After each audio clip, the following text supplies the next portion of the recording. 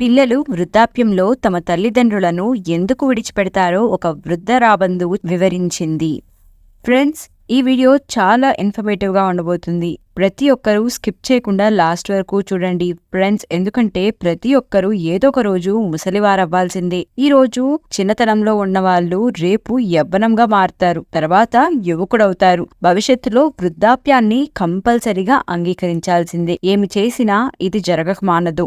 Friends, ఎంత ధనవంతుడైనా కూడా వృద్ధాప్యం తనని ఏం చేయదని కాదు. ఎవరైనా చాలా ధైర్యంగా ఉండి ప్రజలు వారికి భయపడుతున్నప్పటికీ వృద్ధాప్యం వారికి భయపడుతుందని కాదు. ఎవరైనా సరే వృద్ధాప్యాన్ని ఎదుర్కోవాల్సిందే. ఎవరైనా జ్ఞాని అయినా, ధనవంతుడు, బలవంతుడు లేదా ప్రతిభావంతుడైతే అతని నైపుణ్యాలను కూడా నాశనం చేస్తుంది. అందువల్ల మీకు వృద్ధాప్యం వచ్చినప్పుడు ప్రతి ఒక్కరూ ఈ సమాచారాన్ని జాగ్రత్తగా గుర్తుపెట్టుకోవాలి. వృద్ధాప్యంలో పిల్లలు మనల్ని ఎందుకు విడిచిపెడతారో ఈ వీడియో ద్వారా తెలుసుకుందాం. ఈ విషయం గురించి పూర్తిగా తెలుసుకోవాలంటే ఈ కథను చాలా శ్రద్ధగా వినండి. ఒక అడవిలో ఒక పెద్ద బరువైన మర్రి చెట్టు ఉండేది. ఆ చెట్టుపై రోజంతా వేల రకాల పక్షులు కిలకిలలాడుతూనే ఉండేవి. అడవి మొత్తం తిరిగి అలసిపోయి విశ్రాంతి కోసం పక్షులు అక్కడికి వస్తూ ఉండేవి. అలానే ఆ చెట్టుపై కొన్ని పక్షులు శాశ్వత నివాసం కూడా ఏర్పరచుకున్నాయి. ఆ చెట్టుపై ఉంటూ పక్షులు ఎనలేని ఆనందంగా ఉండేవి. మనం ఒక ప్రదేశంలో లేదా ఒక వ్యక్తితో ఎక్కువ కాలం గడిపినప్పుడు మనకు ఆ వ్యక్తితో కానీ ఆ ప్రదేశంతో కానీ అనుభవం ఏర్పడుతుంది. అదేవిధంగా ఆ చెట్టుపై నివసించే పక్షులన్నిటికీ కూడా ఆ మర్రి చెట్టుకి చాలా అట్రాక్ట్ అయిపోయాయి. కొన్ని రోజులకి అడవిలో చాలా కరువు వచ్చింది. ఎన్నో ఏళ్లుగా వర్షాలు పడలేదు. అడవిలో ఉన్న చెట్లన్నీ ఒక్కొక్కటిగా ఎండిపోవడం ప్రారంభించాయి. అలానే ఈ మర్రి చెట్టు కూడా వర్షం లేకపోవడం వల్ల ఎండిపోవడం ప్రారంభించింది. అందువల్ల పక్షులన్నీ ఒక్కొక్కటిగా ఆ చెట్టుని వదిలిపెట్టి వెళ్ళిపోతూ ఉన్నాయి. ఆ చెట్టు పూర్తిగా ఎండిపోయాక దాని ఆకులు, కొమ్మలు విరిగిపడడం ప్రారంభించినప్పుడు ఆ చెట్టుపై నివసించే కొన్ని పక్షులు ఆ చెట్టును విడిచిపెట్టి వేరే ప్రాంతానికి వెళ్లిపోయాయి. ఒక్క ముసలి రాబందు మాత్రమే ఆ చెట్టు మీద ఒంటరిగా కూర్చుని ఉంది. చెట్టు మీద నివసించే పక్షులన్నీ ఒక్కొక్కటిగా అక్కడి నుండి వెళ్లిపోవడం చూశాడు. కొన్ని పక్షులు కూడా ముసలి రాబందును వెళ్లమని బ్రతిమిలాడాయి, కాని రాబందువు వెళ్లడానికి నిరాకరించింది. ముసలి రాబందువు తాను ఈ చెట్టుపైనే పుట్టానని, ఈ చెట్టు మీద ఆడుతూ దూకుతూ పెరిగానని, అలానే ఈ చెట్టు నా జీవితంలో ఆనందాన్ని ఇచ్చింది. ఒకరోజు అది కష్టాల్లో ఉన్నప్పుడు దాన్ని కష్టాల్లో వదిలేసి ఒంటరిగా ఎలా వెళ్ళగలుగుతాను చెప్పండి అని ఆ పక్షులతో అంది. ఆ చెట్టు నన్ను పెంచి పోషించింది, సుఖదుఖాలలో నన్ను ఆదరించింది. ఈ చెట్టుకు నేను రుణపడి ఉంటాను. చనిపోయిన తర్వాత కూడా ఈ చెట్టుని వదిలిపెట్టను అని ఆ చెట్టు చెప్పింది. అలానే మనుషులు చాలా స్వార్థపరులు. వృద్ధాప్యంలో తల్లిదండ్రులను విడిచిపెట్టి విదేశాలకు వెళ్లి సంతోషంగా జీవితాన్ని గడుపుతారు. ఇంట్లో ఉన్న పెద్దవాళ్లను మర్చిపోతారు. వృద్ధాప్యంలో తల్లిదండ్రులను ఆదుకోలేని అలాంటి బిడ్డ ఉన్నా ఒకటే, లేకపోయినా ఒకటే. ఫ్రెండ్స్, ఒక్కసారి ఆలోచించండి. మీ పేరెంట్స్ మిమ్మల్ని నిస్సహాయంగా ఉన్నప్పుడు ఎప్పుడూ వదిలిపెట్టి వెళ్ళలేదు. మీరు అనారోగ్యంతో బాధపడుతుంటే మిమ్మల్ని వదిలిపెట్టి ఎక్కడికి వెళ్లకుండా జాగ్రత్తగా చూసుకునేవారు. మీరు ఏదైనా గొడవపడి కష్టాల్లో ఉన్నప్పుడు మీ తల్లిదండ్రులు ఎప్పుడూ మిమ్మల్ని ఒంటరిగా వదిలిపెట్టరు. వారు మీకు తోడుగా నిలుస్తారు. వారికి ఏదైనా మంచిగా తినాలని కోరిక కలిగినప్పుడు వారు ఎప్పుడూ ఒంటరిగా తినరు. ఈరోజు అలాంటి వారు వృద్ధులైతే వారిని ద్వేషించడం ప్రారంభించారు. ఫ్రెండ్స్, మీ తల్లిదండ్రులు మీకోసం చాలా చేశారు. మీరు వారి కోసం అంత చేయకపోయినా వారి వృద్ధాప్యంలో ఆసరాగా మారితే సరిపోతుంది. ఫ్రెండ్స్, ఈ వృద్ధ రాబందువు తన మరణం వరకు చెట్టును విడిచిపెట్టేదే లేదని ప్రతిజ్ఞ చేసింది. మరికొన్ని రోజులు గడిచేసరికి చెట్టు పూర్తిగా శిథిలావస్థకు చేరుకుంది. చెదలు ఆ చెట్టుని తినడం ప్రారంభించాయి. కానీ రాబందువు ఆ చెట్టుని విడిచిపెట్టలేదు. పగటిపూట ఆహారం కోసం కాస్త అటూ ఇటూ తిరుగుతూ సాయంత్రం అదే ఎండిపోయిన చెట్టు మీదకు వచ్చి కూర్చునేది. ఇలా చాలా రోజులు గడిచాయి. పక్షులన్నీ ఆ చెట్టును విడిచిపెట్టి మరొక ప్రదేశానికి వెళ్లిపోయాయి. అయితే ఆ పక్షులు రాబందు మామ ఇప్పటికీ కూడా ఎండిపోయిన చెట్టు మీదే కూర్చొని ఉన్నాడు అని అనుకుంటూ ఉండేవి. మనమందరం కలిసి దాని దగ్గరకు వెళ్లి దానిని ఒప్పించి మన దగ్గరకు ఎందుకు తీసుకురాకూడదు అని ఆలోచించాయి. ఇలా ఆలోచిస్తూ కొన్ని పక్షులు ముసలి రాబందువు దగ్గరకు వెళ్లి తమతో పాటు రమ్మని కోరాయి.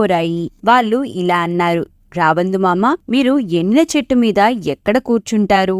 ఈ చెట్టు జీవితం ముగిసింది. చనిపోయిన వారితో చనిపోయే జ్ఞానం ఎక్కడా లేదు. మామా, ఈ చెట్టు పూర్తిగా శిథిలావస్థకు చేరుకుంది. దీని పని అయిపోయింది. చెదలు పగలు రాత్రి తేడా లేకుండా నాశనం చేస్తున్నాయి. మామా, ఏదో ఒక రోజు అది బలమైన గాలులకు పడిపోతుంది. అప్పుడు మీరు ఎక్కడికి వెళ్తారు? శత్రు, రుణ, అగ్ని, రోగం ఈ 4టిని కాలగర్భంలో అణిచివేయాలని పండితులు చెప్తూ ఉంటారు. వీటన్నిటినీ ఎదుర్కొని నిలబడకపోతే చనిపోవలసి వస్తుంది. అందువల్ల మీరు కూడా ఈ చెట్టును విడిచిపెట్టి ఏదైనా సంతోషకరమైన ప్రదేశంలో నివసించండి అని ఆ పక్షులు కోరారు. ఫ్రెండ్స్, అన్ని పక్షులు ఒప్పించడానికి ప్రయత్నించినప్పటికీ ఆ ముసలి రాబందు మాత్రం ఆ చెట్టుని విడిచిపెట్టి రావడానికి సిద్ధంగా లేదు. సోదరులారా, ఈ చెట్టు నా తల్లిదండ్రులతో సమానం. నాకు జన్మనిచ్చిన తరువాత మా తల్లిదండ్రులు నన్ను ఈ చెట్టుపైనే వదిలేశారు. వారు పోయిన తర్వాత కూడా నేను ఈ చెట్టు మీదే ఆడుకుంటూ పెరిగాను. నేను ఈ చెట్టు మీద జీవితంలో అన్ని ఆనందాలను పొందాను. నేను ఈ చెట్టు మీద చిన్నతనం నుండి వృద్ధాప్యం వరకు ప్రయాణించాను. వారు భక్తుడైనా సేవకుడైనా నీవే శరణు అని వచ్చిన వారిని ఆపద సమయాల్లో విడిచిపెట్టకూడదని అంటూ ఉంటారు. కష్టాలలో ఉన్నవారిని విడిచిపెట్టినవాడు మహాపాపం చేసినవాడిలా పరిగణించబడతాడు. తనను తాను బాగా పెంచి పోషించిన తల్లిదండ్రులను విడిచిపెట్టినవాడు ఘోరమైన నేరానికి పాల్పడినవాడవుతాడు. ఆ పిల్లలు వచ్చే జన్మలో మనిషి రూపంలో జన్మించరు. మీరు ఇక్కడి నుండి వెళ్ళండి. నేను చనిపోయే వరకు ఈ చెట్టుపైనే ఉంటాను అని ఆ రాబందు చెప్పింది. రాబందు మాటలు విని పక్షులు నిరాశ చెందాయి. వారు తిరిగి వెళ్లిపోయారు. ముసలి రాబందువుతో పాటు అతడి తెలివితేటలు కూడా పాతగా అయిపోయాయి. అందుకే మా వివరణ ఆయనకు నచ్చట్లేదు అని అనుకున్నాయి. మరుసటి రోజు అతన్ని ఒప్పించడానికి కొన్ని పక్షులు మళ్లీ వచ్చాయి. కాని రాబందువు మళ్లీ వెళ్లడానికి నిరాకరించింది. ఈసారి పక్షులన్నీ తమ ఇళ్లకు తిరిగి రాలేదు. అవి ఈసారి నేరుగా ఇంద్రుడి వద్దకు వెళ్లాయి. జరిగిందంతా వారికి వివరించాయి. ప్రభు, మేము ఉండే అడవిలో చాలా ఏళ్లుగా వర్షం నోచుకోవడం లేదు. అడవి మొత్తంలో కూడా నీరు శూన్యంగా మారిపోయింది. చెట్లు మొక్కలు అన్నీ ఎండిపోయాయి. అడవిలో జంతువులన్నీ అడవిని వదిలి వేరే ప్రాంతానికి వెళ్లిపోయాయి. మేము నివసించే అదే మర్రి చెట్టుపై ఒక ముసలి రాబందువు కూడా నివసిస్తుంది. మేము ఆ చెట్టు నుండి దూరంగా వచ్చాము. కానీ రాబందువు ఆ మర్రి చెట్టుని వదిలి ఎక్కడికి వెళ్లడానికి ఇష్టపడట్లేదు. చెట్టు ఎండిపోయి విరిగిపోయే పరిస్థితిలో ఉంది.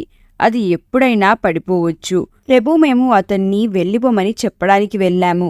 కానీ ఆయన ఆ చెట్టుని విడిచిపెట్టడానికి సిద్ధంగా లేరు. చనిపోయే వరకు ఈ చెట్టుని వదిలిపెట్టేదే లేదు అని చెప్పారు. అందుకే ప్రభు, మీరే వెళ్లి వారికి సర్ది చెప్పండి. బహుశా మీరు చెప్పేదానికి ఆయన అంగీకరిస్తాడేమో. ఫ్రెండ్స్, ఇంద్రుడు పక్షుల కోరికను అంగీకరించాడు. ఇంద్రుడు ఆ పక్షులతో అడవికి వెళ్లి వృద్ధ రాబందువుతో మాట్లాడడం ప్రారంభించాడు. అలా వచ్చిన ఇంద్రుడు రాబందుతో ఇలా అంటాడు: ఈ చెట్టు చాలా శిథిలావస్థకు చేరుకుంది. దాని కొమ్మలు ఎండిపోయి పడిపోతున్నాయి. నీడ కోసం ఒక ఎండుటాకు కూడా మిగల్లేదు. నువ్వు కూడా చాలా ముసలివాడివి.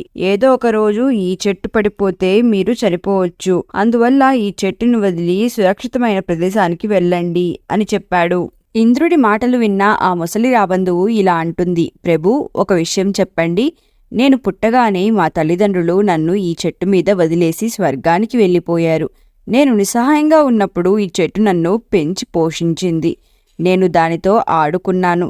ఇక్కడ ఉంటూ అన్ని సంతోషాలు అనుభవించాను. ఈ చెట్టుపైనే నేను వృద్ధాప్యంలోకి కూడా వచ్చాను. నా జీవితం అంతా ఈ చెట్టు నీడలోనే గడిచిపోయింది. ఇప్పుడు ఈ చెట్టు కష్టాల్లో ఉన్నప్పుడు నేను దాన్ని ఎలా వదిలేసి వెళ్తాను?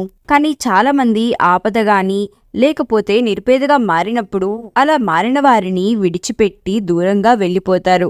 అలాంటి దాన్ని కాదు. నేను చనిపోయేంత వరకు కూడా నా తల్లిదండ్రుల స్థానంలో ఉన్న ఈ చెట్టును విడిచిపెట్టి రాను. రాబందు యొక్క ఈ అద్భుతమైన ప్రేమను చూసి ఇంద్రుడు ముక్తుడయ్యాడు. నేను నీకు వరం ఇవ్వాలనుకుంటున్నాను. చెప్పండి, మీకు ఎలాంటి వరం కావాలో. నాకు ఎటువంటి వరం వద్దు. మీరు నాకు ఇవ్వాలనుకుంటే ఈ చెట్టుకు ఒక వరం ఇవ్వండి. ఈ చెట్టు మళ్లీ చిగురించాలి. దీని ఆయువు పెరిగిపోవాలి. నేను ఎలానో ముసలిదాన్నైపోయాను. కొంచెం జీవితం మాత్రమే నాకుంది. నేను చనిపోయిన తర్వాత కూడా ఈ చెట్టుపై వేల పక్షులు నివాసాన్ని ఏర్పరచుకుంటాయి. ఇలా పక్షులన్నీ సంతోషంగా ఉంటాయి. అందరికీ మంచి జరుగుతుంది. అలాంటప్పుడు నాకు కూడా చాలా సంతోషంగా ఉంటుంది. రాబందువు మాటలు విన్న ఇంద్రుడు మళ్లీ ఆ చెట్టును చిగురింపజేశాడు. మొత్తం అడవికి కూడా వర్షాన్ని ప్రసాదించాడు. అడవిలో ఉన్న చెట్లన్నీ కూడా పచ్చగా మారిపోయాయి.